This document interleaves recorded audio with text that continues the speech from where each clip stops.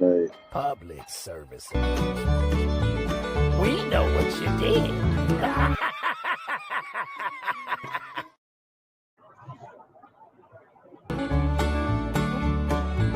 Hi, friends. This is Hillbilly Wandrell. You know Wandrell and Roscoe?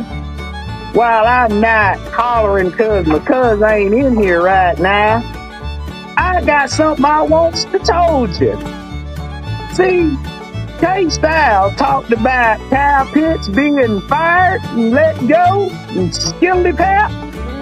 Well, I'm gonna tell you, we need to get rid of cow pits.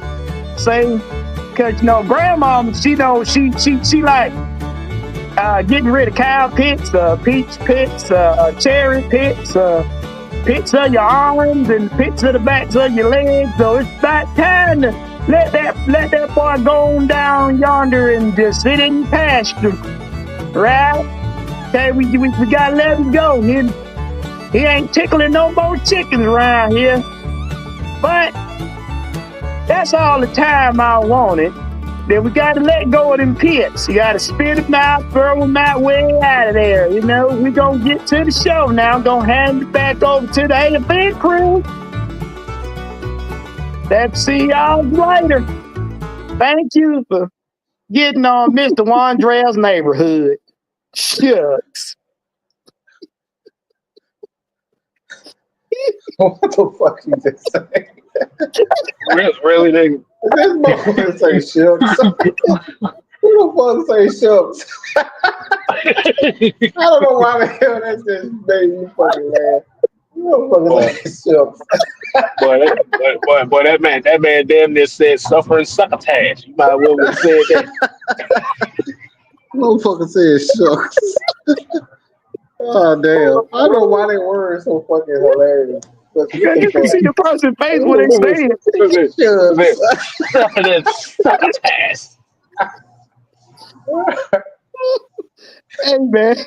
Hey man, what's going on? It's the ATL Sports ENDGAME running back. We got a special show for y'all today in light of the news we got going on in the NFL, man. But yes, right? Yeah, bro, y'all weren't ready for that. Bro, so let me y'all thought y'all got rid of Roscoe and Rodriguez, huh? Y'all thought y'all got rid of. Look, hey Mike. Look, they weren't ready for the calm one. He had the glasses on. He was an intelligent boy. ICAT smart. Oh man, before we get to the people in the chat. BAB smart.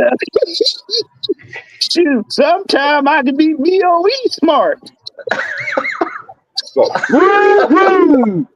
Suffering succotash.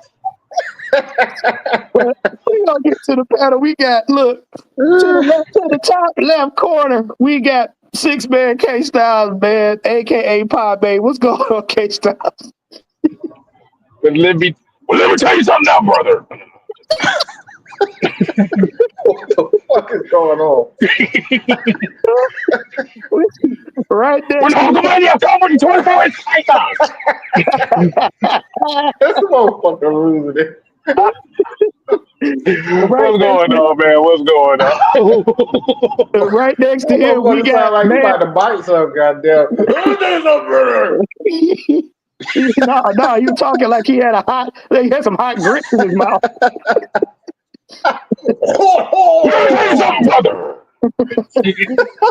Oh man, we got man Mike Luciano, man, aka the Sinners. What's going on, Mike? Woohoo! My cousin, boy. I love my cousin. We ain't always hollering. That boy good. To my left, we got OG Sam in the building, the showstopper, aka Mr. White. As a member of the generation that spawned this foolishness, I respectfully decline any necessarily importantly smart intelligence being admitted in this particular segment. Oh, You man. tell me What's you ain't happening, want to y'all? burn me, boy? Oh, You don't man. want to claim me, boy? I thought we was good. I mean, goddamn, I didn't mean to goddamn put on your white panty the other damn day. You should have forgave me. Now, Well, see, ladies Samuel. and gentlemen, ladies and gentlemen, what you have there is one of the many characters of one Mad Mike. There's about 12 of them. I'm only related to one. Now, Samuel, you know, we all had the time to enjoy the outhouse once upon a time. You know, splinters in the cheeks and the squirrels running on the roof.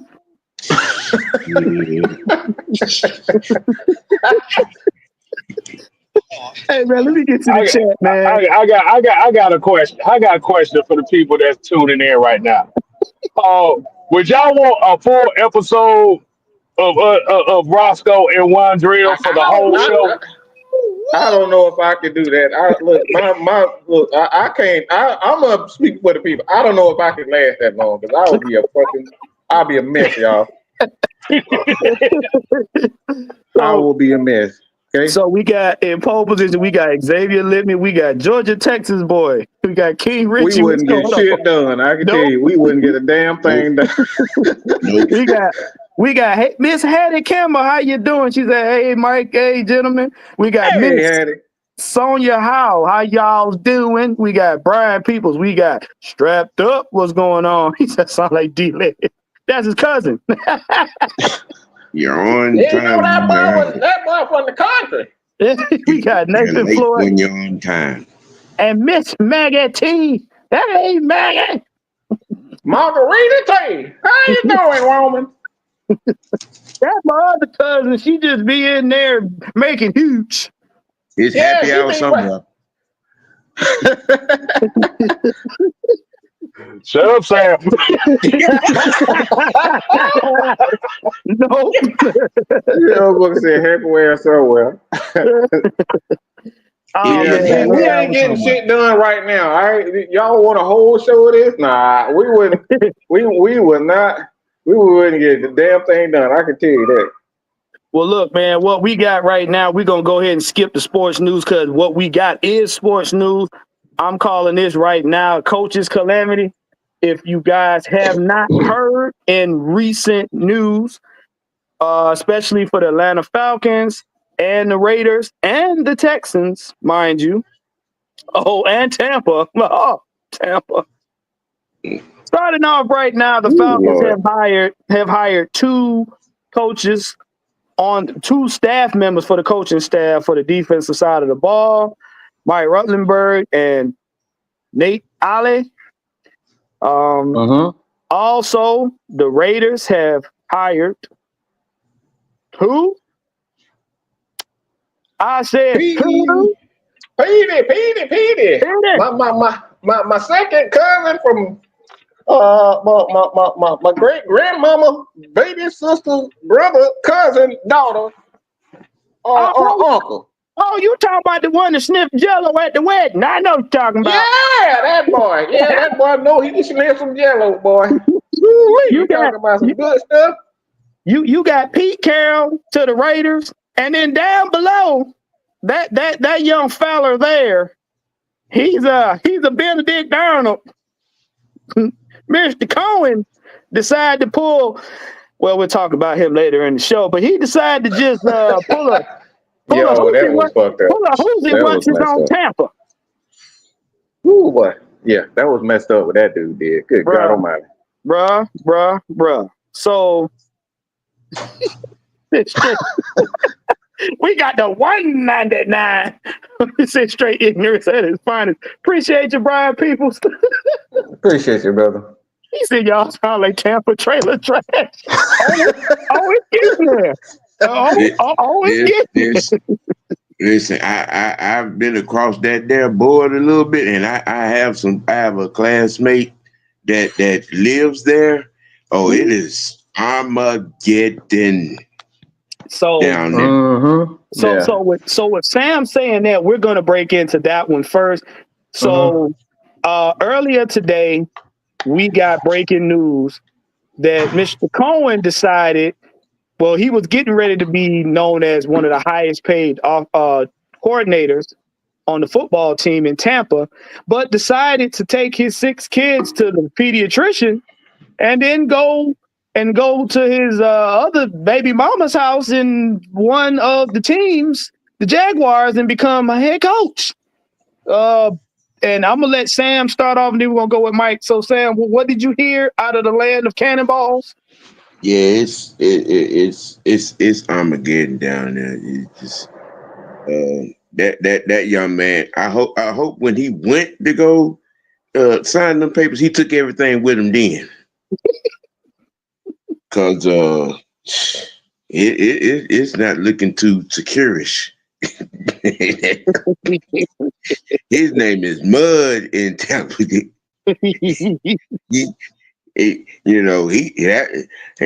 Bobby Petrino ain't got nothing on Saudi. Wait, whoa. I want you to explain that to the Sam, people it's again. that bad. It's that bad down there. It really is that bad. So trust me. We gonna get to that. Sam, I'm gonna have a lot to talk about. We gonna get to that. Mike, what's your thoughts on it, right quick? Because we gotta. It's a comparison we getting ready to hit y'all with. I actually don't have a problem with him taking the job. You know, I always say it's like if it's your dream, sometimes you just gotta especially if it's his dream job to be a head coach and you get an opportunity, you gotta see what it's about. I don't have a problem with him taking the job, to be honest. And not because, it's a rival, but like if it's his dream job, you gotta do what's best for you, to be honest. Like I would never tell somebody not to follow their dream. For me, it's rules to this. You know what I'm saying? Like you got to say something before you walk out. Goddamn! Don't just hop out the goddamn car when the car moving goddamn 90 miles an hour. You know what I'm saying? I think that's what he did. He just jumped out the bitch like, damn, mother, you could have got me arrested by the police thinking I pushed your ass out of the damn car. Like that's essentially what he did. So me, it's so. And I'm going to say allegedly because I don't know the truth behind it. As far as his kid is concerned, but for what I'm understanding and what the Bucks organization is saying is that he told what's the coach name? Todd Bowles. He told Todd Bowles that he was at the doctor's office with one of his kids, and actually he was sitting down with his honey boo. Okay, his honey boo boo will turn out to be the Jag. So, good God. You know what? I just got a fucked up. I so got a fucked up image in my head when I just said honey boo boo. Yeah. I'm gonna leave that one alone. I'm gonna leave that alone. Let that stay asleep. But Nathan Floyd was saying, according to his wife on Twitter, they have some of the autoimmune disease. I mean, like I said, we now in no shape, form, or fashion are we picking on the kids because, in my opinion, that was just bad taste to use the kids as a cover. You know what I'm saying? Usually, you in business, it's not good to burn bridges. But I mean, anybody that, it's just like being on your job. If you get a chance to be a manager or a CEO, you taking the CEO position. You ain't going for the managerial one. Let's just be real. Look. If any of y'all old enough to remember the Coach Jack move back in the day, this is worse than that. So, K Styles, what you got? I mean, well, since we're going to be talking about that portion later in the show, I'm like, if you have an opportunity to get a head coaching job, or you're a guy, like you said, that's been sought after for that position, like you said, it's no problem of getting that head coaching job. Like I said, congratulations to him. But the thing is, if it's under sneaky circumstances, it's just gonna come off as looking like a bad look. But what it's gonna do is it's gonna automatically put the pressure on him to turn over a team that looks like shit right now. Mm-hmm.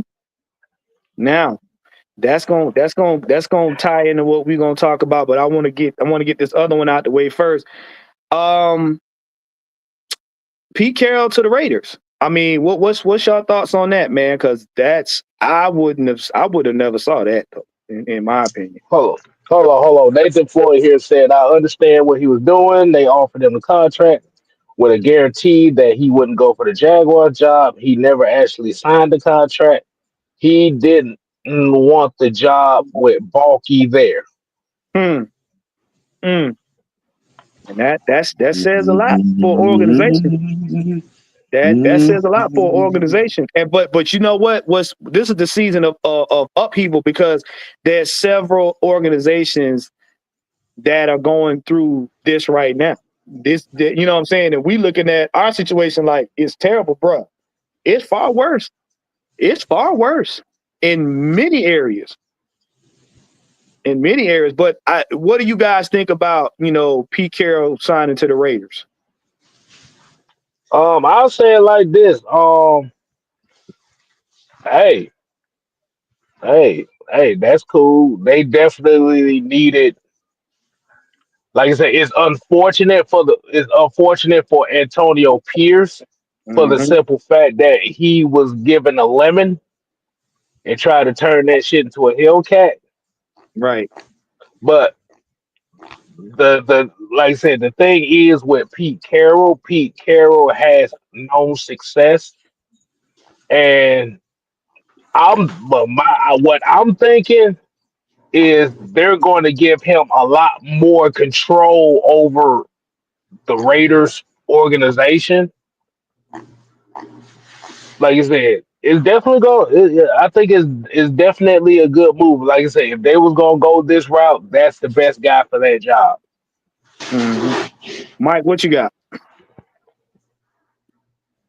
Well, this is a brilliant move, to be honest. It's a handful of coaches in the NFL, in the history of the NFL, that have had success not only on, um, multiple teams, but just in two different styles of football. He's been there. I mean, everybody know what he did in that USC, with USC and whatnot. So he's has a history in college as well as, excuse me, the NFL with the Seattle Seahawks. So he's had success. I mean, prior to that, he was with the Patriots. So this guy knows what he's doing. All right. There's no other quarterback coach right now that knows quarterback position. And obviously, with Tom Brady being there, as well as him developing guys like Tom Brady, Drew Brees, helped developing Tom Brady, Drew Brees, and all those guys. Like, he knows his football. So the Raiders are one of my favorite teams growing up. Like, I always like a handful of teams. It was the Raiders. Everybody knows anything about me. Howie Long, just like Peyton Manning. Those are my goats. I love me some Howie Long. I just watched the Raiders just so I could see Howie Long. So Mm-hmm. Howie's my guy. So it was the Raiders, it was the Colts, and obviously the Falcons. So for me, this guy knows how to develop guys. So I think the Raiders, for me, this is exactly what they needed. They needed somebody in there with experience, who knows what he's doing, and he had the resume. So this is a brilliant move by the Raiders, to be honest. What you got, Sam? Well, I think the Raiders hit a home run on this one. It gives you somebody that, when walks into the building, commands attention, respect, and all ears. Doubling down on what Mike said, Pete Carroll knows how to put a team together. Mm-hmm. He knows talent, Right.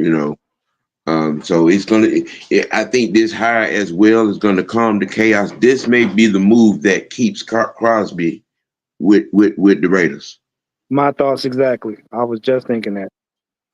This may be the Hail Mary that keeps Crosby, which would be verifiably key. They would keep Crosby with the Raiders. Mm-hmm.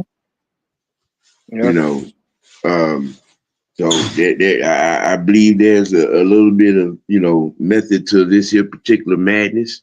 Um, it's gonna draw attention, and he's one of the good ones when it comes to being in the war room with draft picks. Now we're gonna get into the next topic because I know we kind of short on time, but this goes to the two coaches now. I want to talk about the guys on our staff. Do you guys believe the newly hired defensive coaching staff can produce a good product? And the reason why I'm asking this because one of the guys are Jeff Ulbrich knows quite well and everything like that. I'm not too familiar with these guys, but from what I hear, one's got experience in dealing with, the defense or whatnot. Mike, what's your thoughts on this right here? Because we looked at the guys after they, the Falcons posted it. To you, what do you think this screams as far as what Raheem is going to be able to do? Shut the fuck up and listen to what everybody else got to goddamn to do. Shut your ass up. You got a guy, okay, Nate Ollie. He knows exactly what he's doing. Not only has he been with the Texans, but he's been with the Colts and helping develop their defensive linemen. So he's been around successful pass rushers. So he's going to be able to give them that. Also, with a guy like Mike Rutenberg, he had that experience of being able to coach with under Joe Gibbs. So both of those guys with Raheem and Mike, those guys have had success. Well, they coached with successful guys. How successful they're going to be with that knowledge, that's to be determined. All right, this does in no way, don't get shit twisted. Just because I'm giving my props on the hires, I still don't believe shit that Raheem is saying or doing. Okay, but he's going to have to sit back. He's going to let Jeff Ulbrich and his guys do his thing because these guys, not only did he coach with Joe Gears, but he coached with a guy in Robert Salah. So and even D'Amico Ryan is a damn good defensive coordinator himself. So they've been around successful guys. So like I said, Raheem just need to sit the fuck down and listen to his guys. You know what I'm saying? Everybody else has been a part of success except for Raheem. Raheem is the only guy when we talk about what he's actually built, he hasn't built much of anything. Okay? So he's just gonna have to sit back, listen to his guys, and all these guys come together with a game plan so we can have success. What you got, K-Style? Well, Kevin, what was it? Nathan Ollie. Like I said, I'm kind of like you. I'm not too familiar with these guys, but from what I've kind of gathered about Nathan Ollie is, yeah, I'm just going off the last two opportunities that he had, like you said, with the Colts and the Texans. Is like you said, and Sam will vouch for this. The defensive line, like I said, is the defensive line issues is a Nathan Ollie solution because just in 2023 with Indianapolis, they defense that like I said, they defense recorded 51 sacks. Just Ooh. this past season with the Houston Texans, I think they defense had at least 45 plus sacks. Mm. And we know with the Atlanta Falcons defense right now is that the front seven is a big issue. Yeah. Now, when it comes with the Ruttenberg guy, who is a linebackers guy, like you said, pretty much what these two guys represent are two guys that have a history of getting the best out of the front seven, which the front seven has been a weakness for this Falcons defense just in the last couple of years. Hmm. So basically what it says with Raheem Morris, as long as Raheem Morris doesn't interfere with letting these guys do what they need to do to develop guys, we good. Mm. Falcons are good. Yeah, because I know I was listening to the podcast with Torrey McElhaney and Will McFadden, and they were saying, yeah, Ulbrich was a linebacker and then became, a linebackers, coach. So the pedigree in there, in my opinion, is to bring in somebody to solve the problem. But like everybody's consensus is, will Raheem let them do their job instead of putting his Morrison isms into it? Sam, what you got? Well, it seems to sound like he know what he doing with the pickups of these particular guys. Um, in what they have as their what they're good at in their positions. Because we do need some straightening in that linebacker room. We do need some straightening on that with the line with the front seven as itself. I mean, on both sides of the ball, nothing works without the line working. Mm-hmm. But also, Um, what I told Mike is this: I believe hiring these three guys kind of gives a buffer where they may be familiar, but in my opinion, it kind of gives a buffer because now you got two guys, especially to tell Raheem, look, we ain't about to have Cade Nellis and Judon running down the daggone field covering. You get somebody to cover. These dudes need to be trying to get at the quarterback. Somebody to kind of snatch him up and be like, bro, no, we're not doing that. Juan, you just made me have a flashback. All right, just like Yeah. Jason. You know how Jason is in that movie. We had no flashback to his childhood of killing people. Yeah, That's what I just had right there. I know. Yeah, because it's that's one of the elephants in the room is like, bruh, are y'all gonna be able to stand y'all ground and say, Raheem, these boys do not cover. They crash. Let them crash.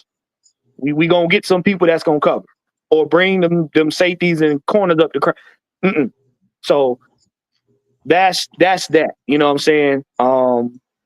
But here's what I really want to get into because this is really the main topic right here because we're going to tie all of these together. And let me see. Now, yes. Y'all with y'all weak constitutions, get y'all Pepto-Bismol in your diapers because it's about to get shitty. So, we were talking about good old Tampa Bay, right? So we already spoke on Mr. Cohen going to get the job and everything like that. But I titled this the Bobby Petrino effect because the one thing that people got to understand, allegedly or whatever, is in business when you burn bridges like that, even if you're trying to elevate yourself, there is no coming down the ladder, sir. So when you go out to those Jaguars and you sign that contract and they give you that money and you say, here's what I'm going to do for you, and you don't produce, there ain't nowhere you can go. There's nowhere you can go. You put everything in on this move right here. It better count. You better have some sort of good or feasible season. Because if not, and they let you go, you might well go home and sit on the couch. Now, I'm going to start Sam off on this one because, Sam, I know this is a painful memory, but, we're going to try to get through it. But please refresh some of these people in the chat that don't understand what this means if you have not heard.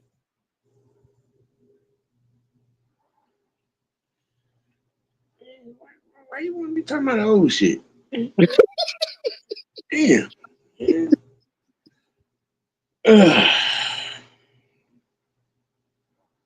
Bart Petrino.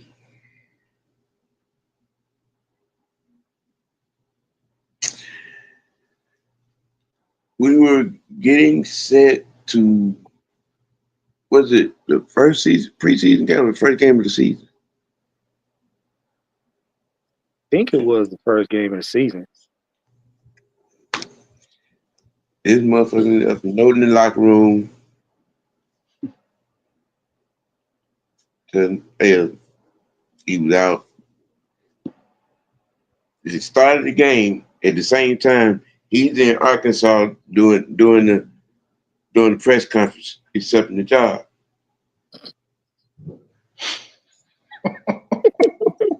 Okay. Oh boy. All right. Now, as like I said before, it's jacked up as that is. You know, the in the middle of the night move by the Colts back in the late 70s, 80s, I think was diabolical. Mm. You know, when they moved from Baltimore to Indianapolis. Ooh. The whole damn team. Yeah. Ooh. Ooh. For those that don't know, they're the Baltimore Colts first. Oh. Yeah. Yeah. Is Yeah. that why they picked the Ravens for their next mascot? They Yes, indeed. moved the whole organization overnight in Mayflower trucks. Wow. Not you. From Baltimore to Indy. If that ain't Plymouth Rock falling on y'all, I don't know what is. You know, but man, what dude did?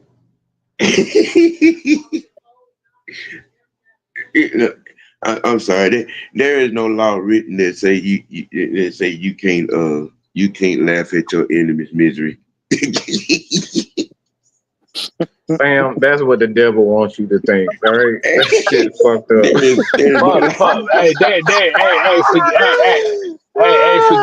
Forget that. He was a whole bitch for that.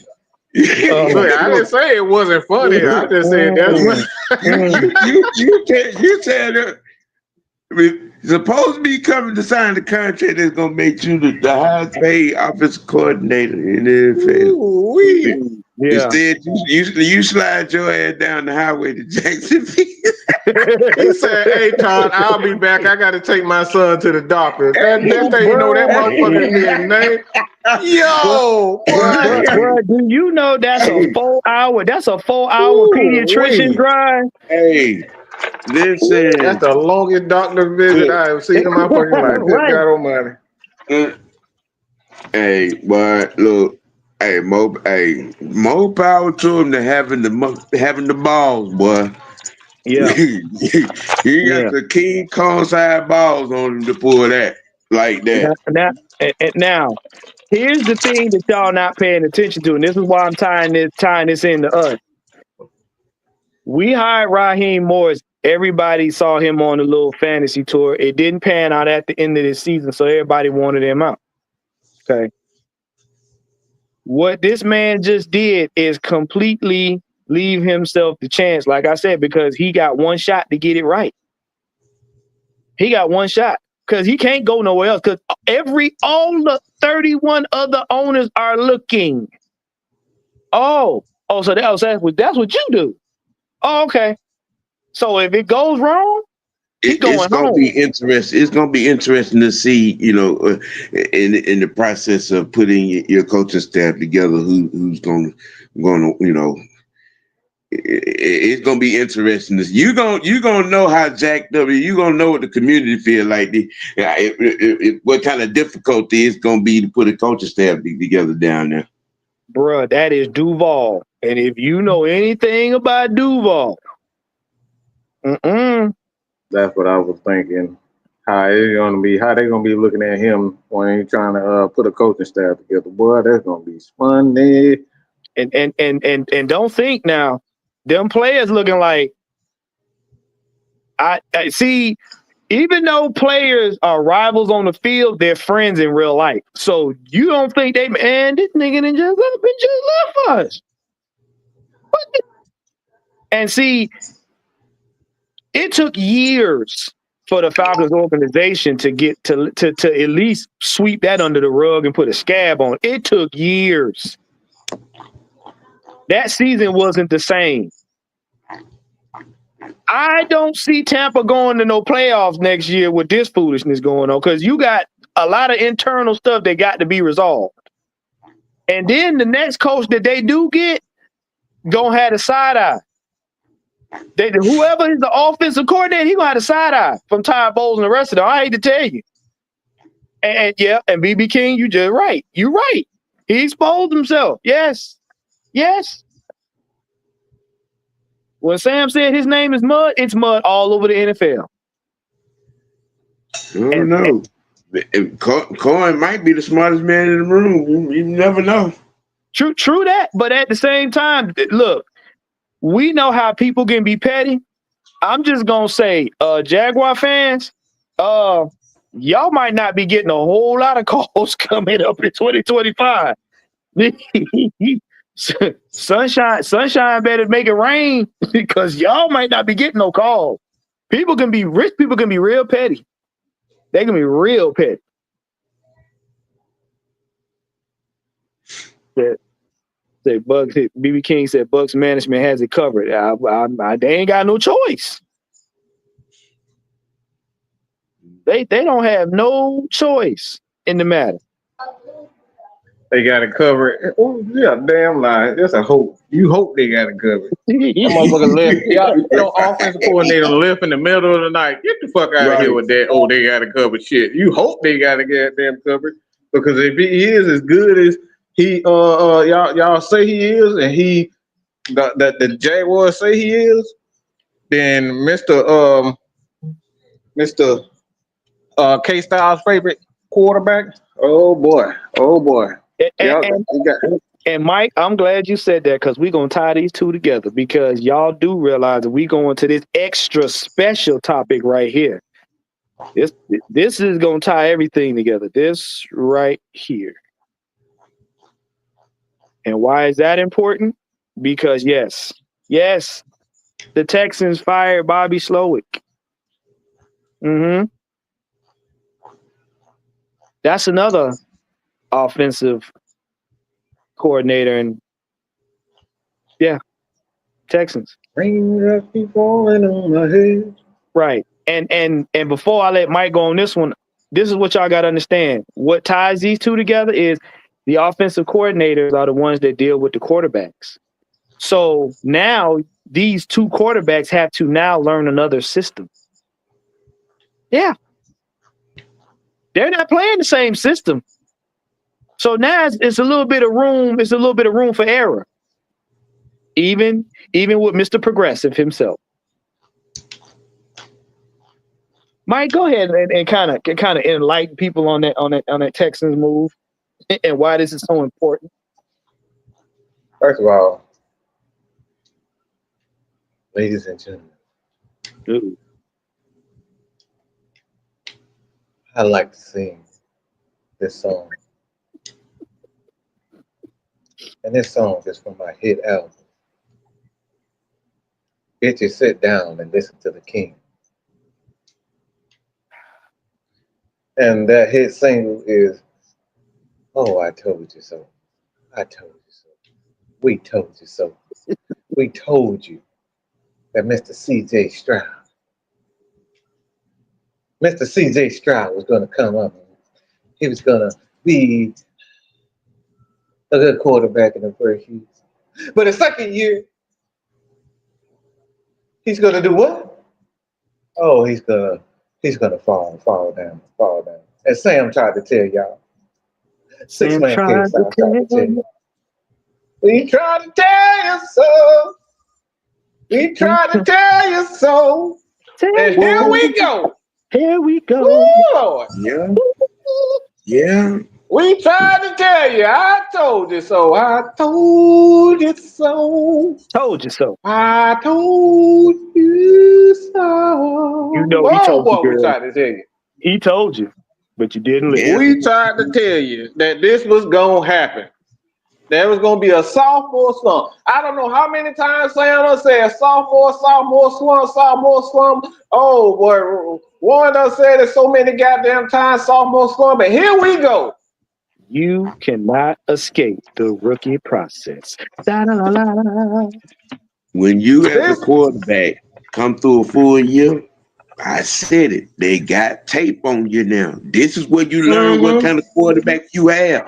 Now that they got tape on you, now it gets even more difficult. You lose your coordinator. Now you got to go come learn somebody else's system. We gonna find out because this where shit get like quicksand. This where it Mm-hmm. get like quicksand. Mm-hmm. You Mm-hmm. see, now they got tape on you. Now you got to learn another scheme. You know what I'm Mm-hmm. saying? New players on top of that. You know, new sequences. Yeah, we gonna see if he gonna continue to progress forward, or is he gonna crash and burn? Baker, because He got 1 year. one One year. fucking, you talking about 1 year. This dude goes from interviewing for several offensive coordinator jobs to saying, no, you're the problem. Mm. So what is the common denominator here? We've seen this time and time again. This dude goes to the playoffs. They go to the playoffs, lose 3 wide receivers to injuries. Mm. And now the finger has been pointed at him because Mr. C.J. Stroud is unhappy. Let's keep this real. You can suck my D-I-C-K if you believe that this has anything to do with this dude and the lack of scoring, the lack of offensive growth. You can suck the biggest elephant nut sack you can. Look, get out of here with this nonsense. This dude went from being a number one. I'm talking about everybody in the fucking universe wanted this dude, and you tell me in less than 12 months that this dude has been fired? And the offensive line coach, and y'all trying to blame it on the offensive line coach? K Styles, what you got? Hey, like I said, it just go back to what we were talking about beforehand. CJ Stroud was supposed to be a top 3 quarterback in this league. And unfortunately, it didn't pan out that way, so somebody had to take the fall for it. They believe the hype. They believe the hype. Because not only did Bobby Slower get fired, but their offensive line coach got fired too. They Now, went to blaming everybody. yeah. So what it sounds like to me, this sounds like CJ Stroud went to the organization and said something. Well, Because like Mike said, you don't go from you being a hot shot commodity name 1 year and then you get your ass fired the next year. but see, here's the gag. Here's the joke in it all. Nobody expected Jaden Daniels to jump ahead of CJ Stroud this year. And what D'Amico Ryans and them were hoping was CJ Stroud end up where Jaden Daniels is. And since that didn't happen, now all of a sudden, nobody wants to take accountability, and CJ Stroud is pissed. Of course. But see, there's something else that comes on the heels of doing this too. On top of your quarterbacks now got a learning curve. Now, with that move, just like this move with Raheem, you expose yourself as a head coach. Because now, if you don't make it back, the organization now gives you the side eye for firing them. Can I say something real quick, man? Go ahead. I lost all respect for D'Amico Ryans when I heard him complain about the refs. I lost all of it. And right now, I think he's a piece of absolute shit right now. not only did you complain about your team not being able to like y'all, you blamed it on the ref, and then here you go. Instead of like a coach is supposed to not only take up for his players, but he's supposed to take up for his fellow mates, his coaches. But you let the organization, the players point the finger at the offensive line and the whole. We're talking about the offensive coordinator. The dude went from being that dude in 1 year to you not saying anything and firing him and the offensive coordinator. Motherfucker, you should be firing yourself. Because you act like a little bitch when you lost. That's what D'Amico did. He act like a little bitch for losing. Did the refs?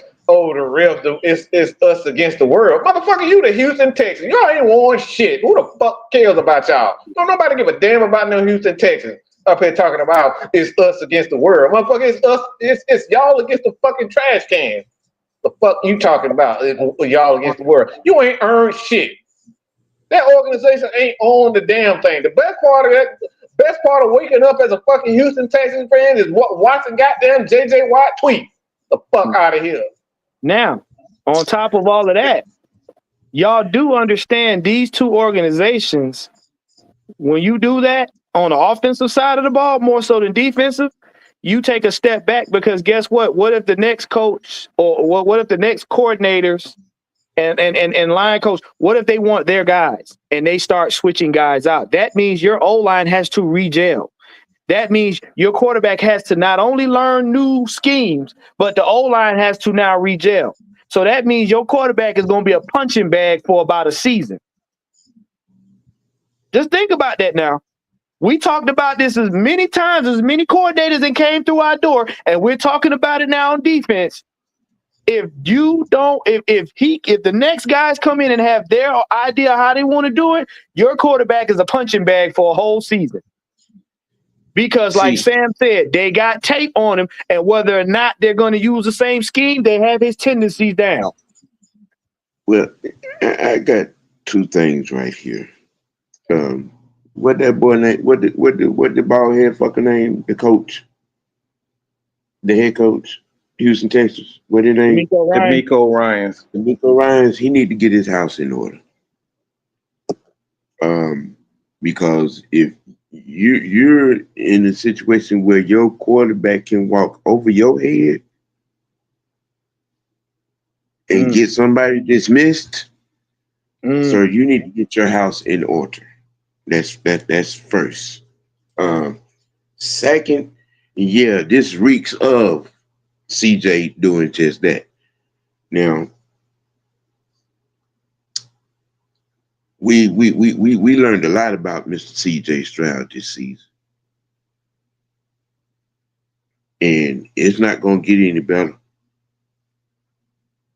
Because Mr. Stroud is more worried about being a superstar than he is about being a elite quarterback.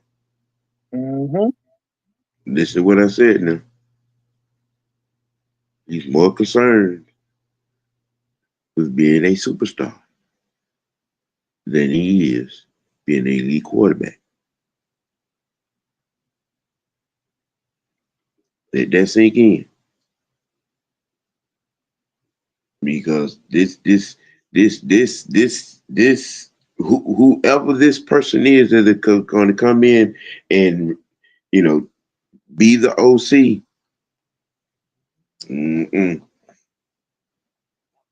Yep. That young man better have a 5,000-yard season and 40 touchdowns. Yep. And 5 or less interceptions.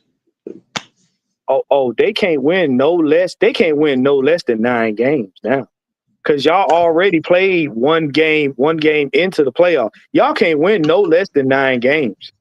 Well, this back-to-back seasons wild card. Yeah. Bro, this is an offense that's been no less than top 15. And you fire offense coordinator. You fire him. You get rid of him. That's crazy. CJ is about to learn a crash course in fuck around and find out, because sometimes shutting your ass up and just maintaining is the best thing you can do. Because here's another thing he got to worry about. You got Junebug on his heels now.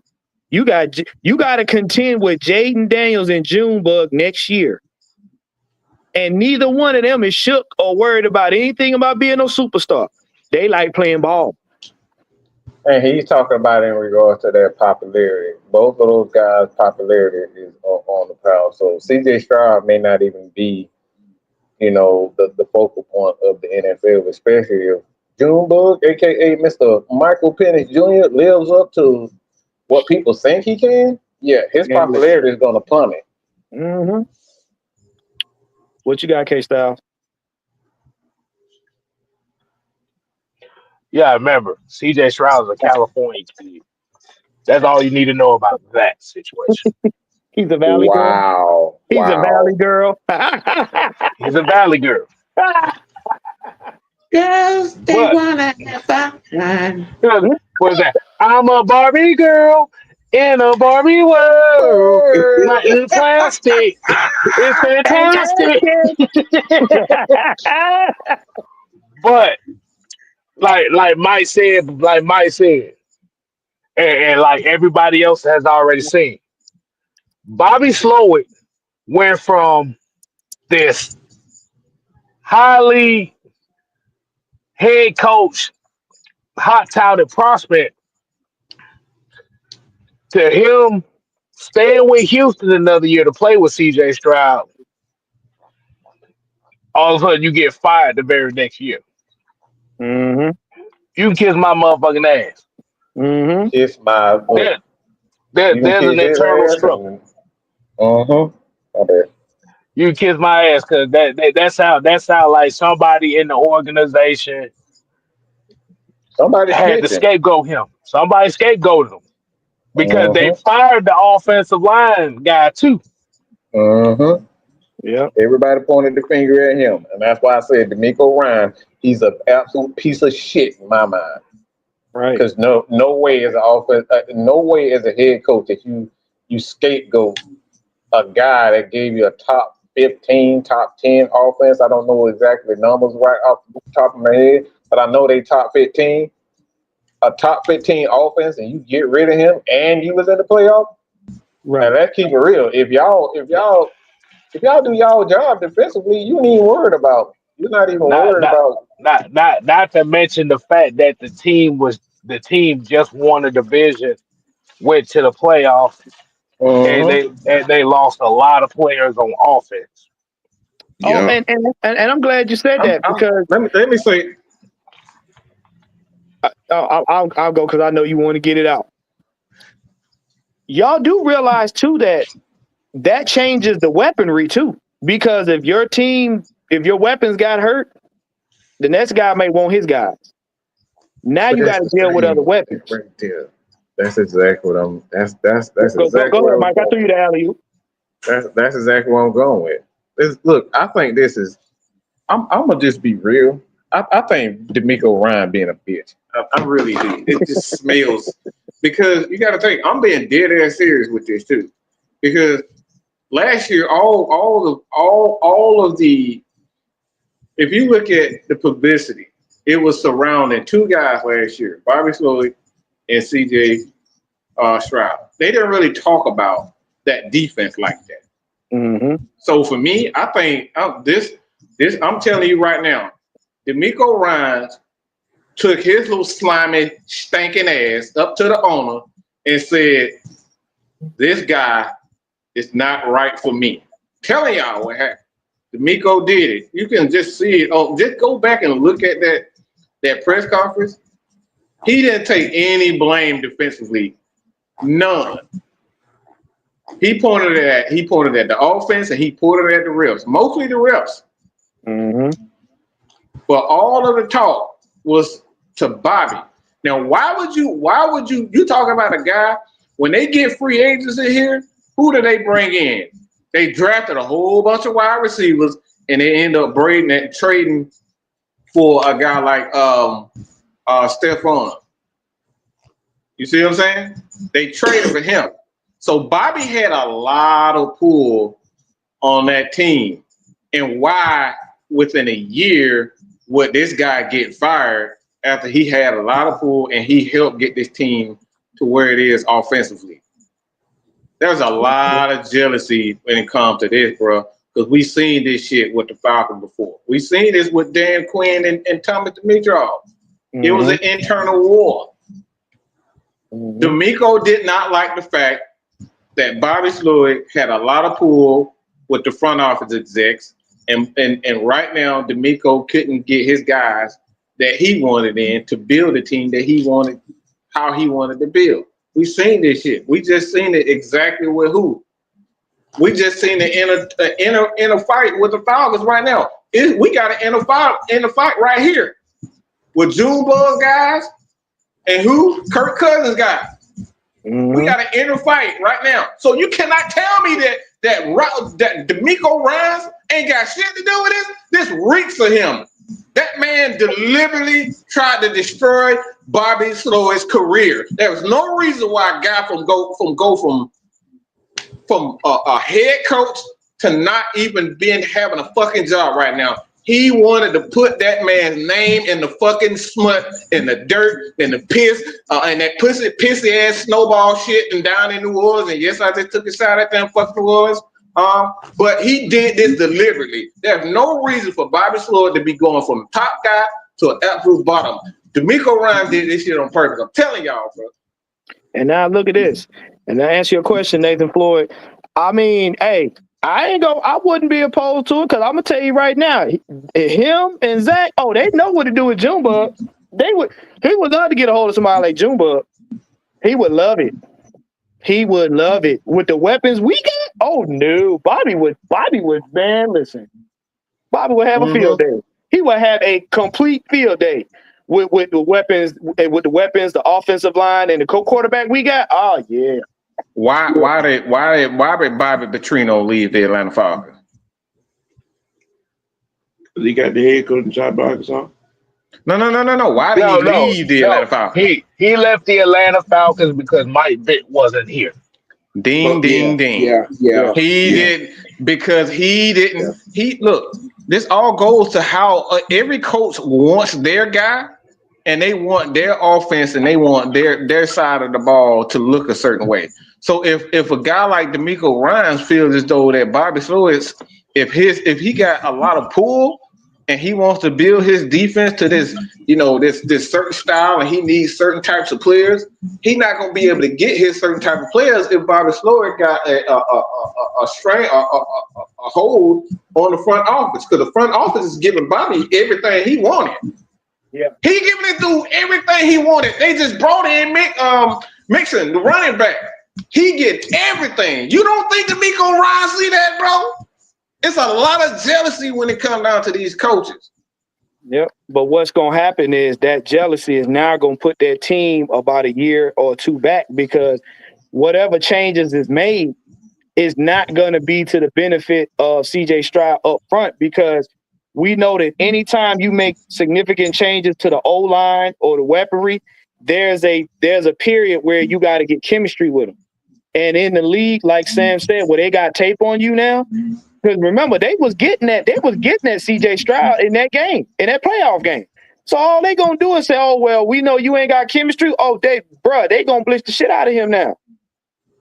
And see, that exposes you as a head coach, and this is how we tied it to Atlanta Falcons with Raheem, is when you make moves and you fire people instead of allowing them to do their job, and when you scapegoat tactics, you expose yourself, because guess what? Now, anything after this, D'Amico Ryan got to get it right. Raheem Morris got to get it right. You no longer have a year or 2 years down the road to put it together, because now you didn't kick people under the bus when you could have just let them do their job and let it play out. Now the light is on you, because guess what? Once the team give you everything you want and you don't produce, it's your fault. Ding, ding, ding, ding. I mean, think about it like this. In that situation, Nico Collins missed 5 games. Stephon Diggs out for the year. Tank Dell out for the year. Joe Mixon missed a few games. So all you really have left is the quarterback. And I'm gonna say it like this. Mm. It's the fact that CJ Stroud was supposed to took that leap of being quote unquote a top 5 rated quarterback in the league, and the offense took a regress.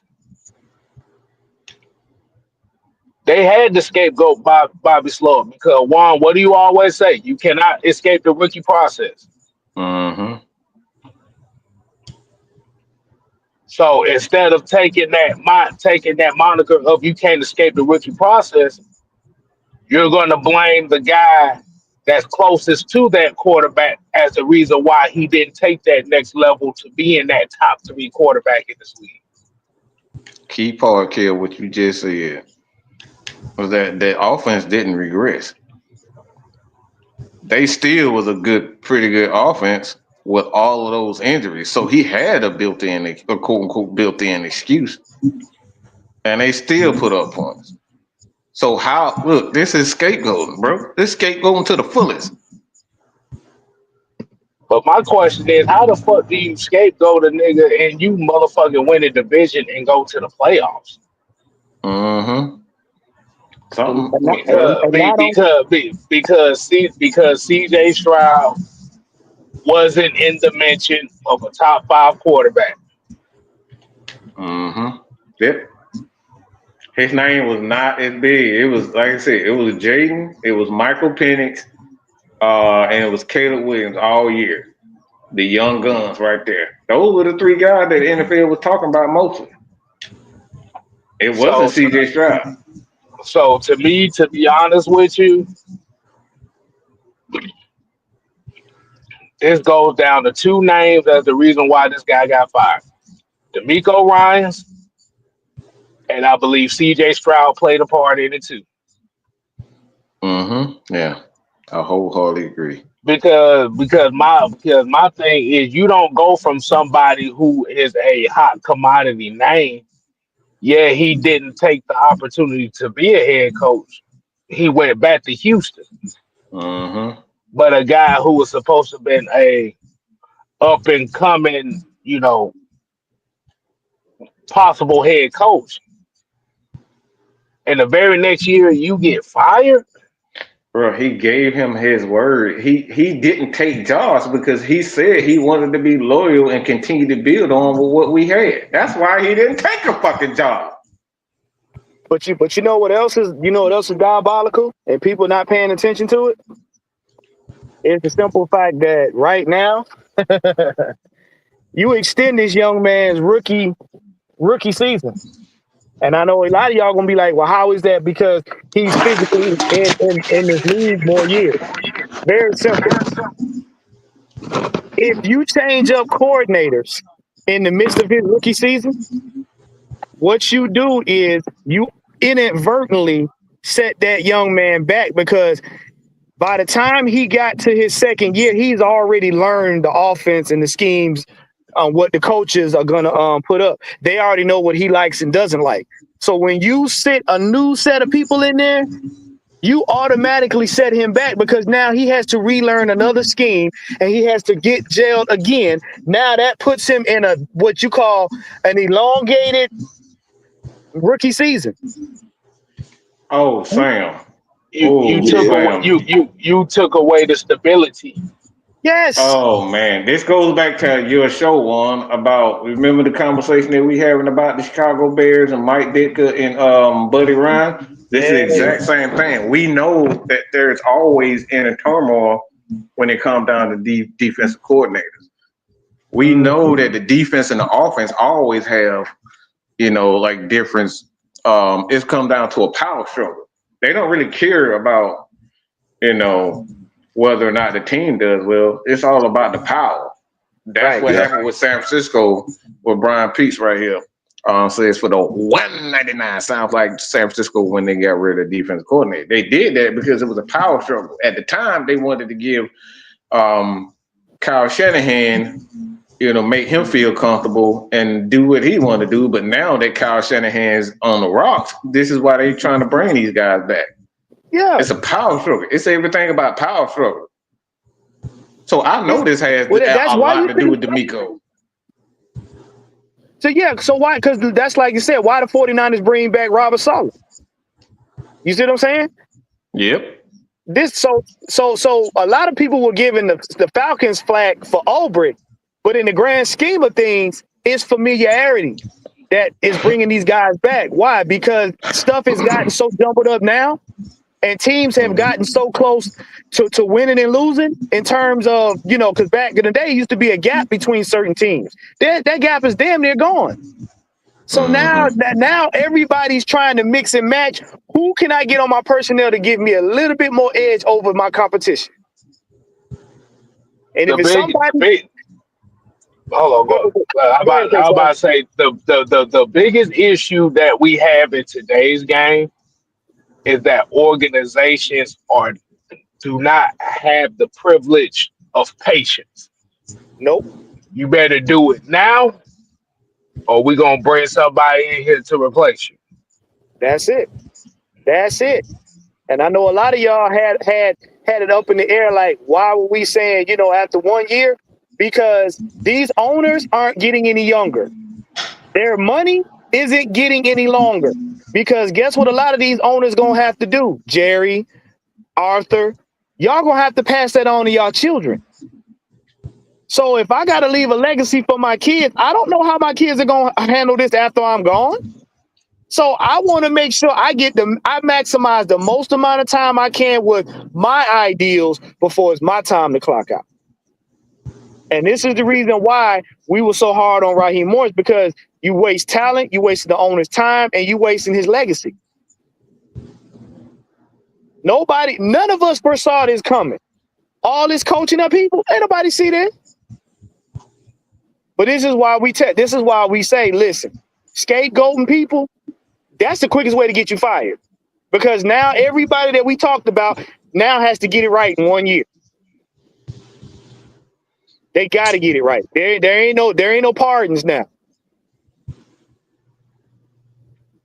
And now another thing that y'all got to pay attention to: free agency about to be a Royal Rumble. It's the good old boys. Never made Right. no home. It's gonna be a Royal Rumble. Life is like a fantasy. Can you live this fantasy life? And for those that's wondering about the draft, I'm gonna say this one more time: the Falcons will have number 15 in the stranglehold. Promise you that.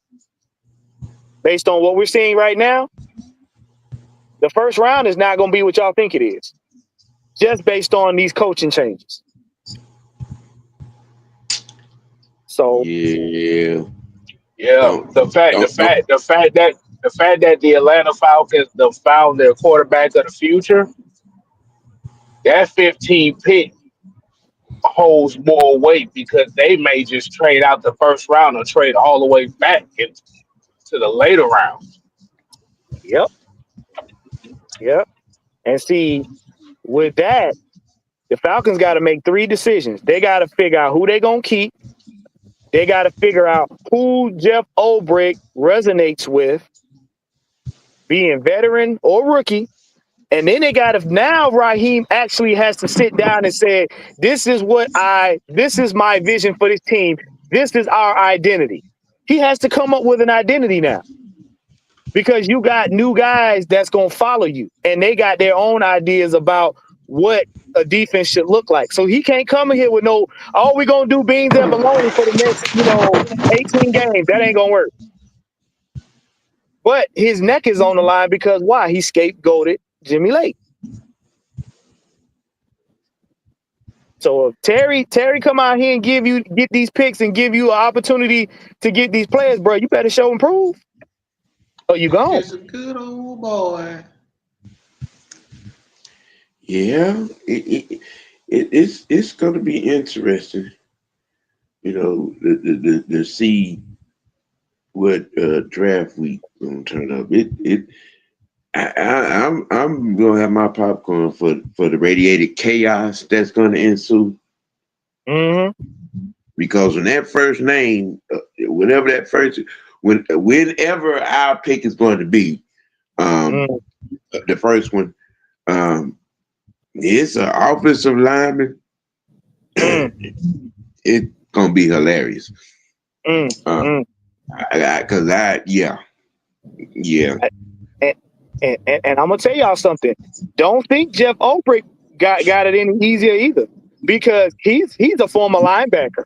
So, sir, your linebackers are gonna have to be on par with whomever you ask for.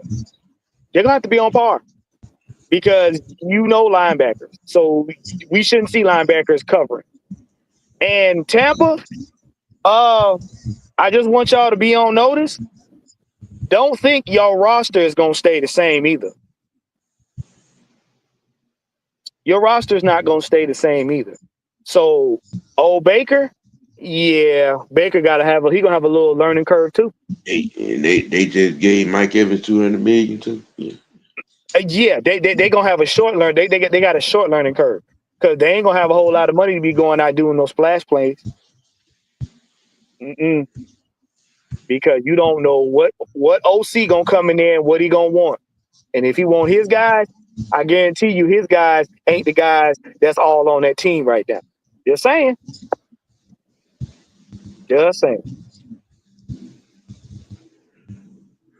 So, man, I appreciate you guys for jumping on the panel with me. I appreciate you guys for tuning in. We're gonna let Coach round out, Friday evenings and everything. Make sure you guys like, share, and subscribe to the Tactician 78 on YouTube. Make sure you like, share, and subscribe to OG Sam, Showstopper, and Mad Mike Sports. Also, Six Man K. You know what I'm saying? Make sure you check out the whole family. I will be putting up some more shorts later on this week. But fellas, you got anything else you want to say before we get out of here?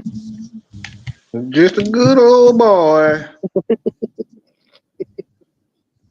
Doing exactly what he's told.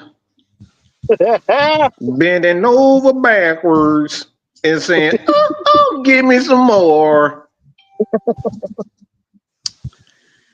Oh, Lord have mercy. Sam, what you got?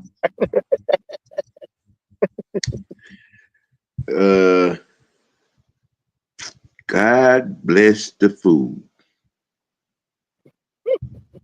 All of them. God bless the food. Brian, people said, don't you know no good. Right. That part right there. Don't you know no good? And Homer Simpson don't know. Don't. Yeah. Right. All right, man. Yeah. Look. Y'all enjoy y'all afternoon. Stay warm. Stay sane. And above all else, man, make sure you out there making a difference. We out of here. Later. Bye. God damn it.